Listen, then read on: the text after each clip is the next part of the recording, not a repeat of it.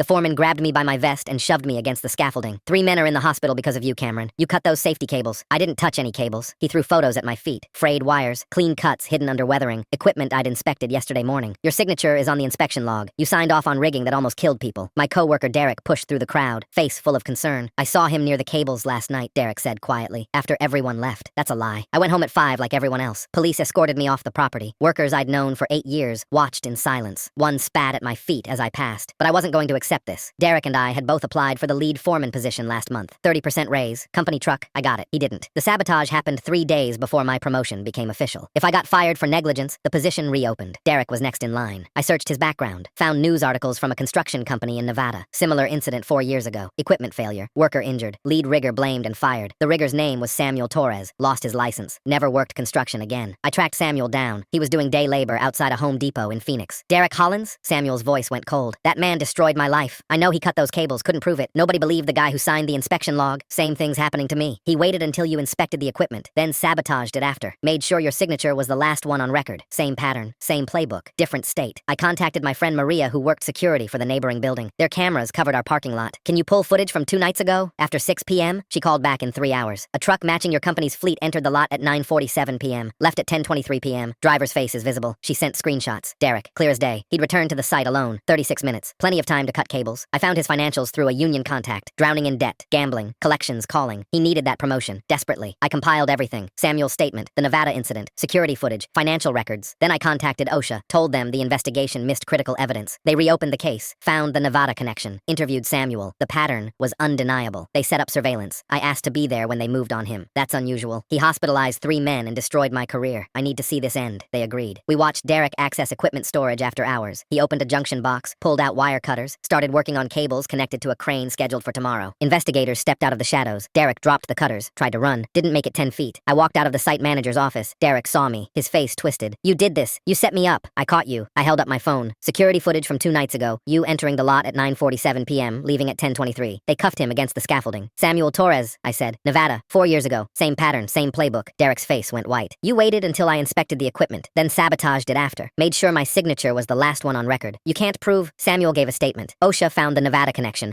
and now you're on camera cutting cables again. They walked him toward the squad car. 3 men are in the hospital because you needed a 30% raise. Derek had nothing to say. You thought I'd disappear like Samuel, lose my license, let you climb over my broken career. I held up the Nevada news article on my phone. 4 years ago, you destroyed a man's life. He's been doing day labor ever since. They pushed Derek into the car. I found him, got his statement, connected the pattern. Derek looked at me through the window. Samuel never got justice. You made sure of that. The car door closed. But I'm not Samuel. I watched them drive away from the site where I'd worked for 8 years. You picked the wrong rigger.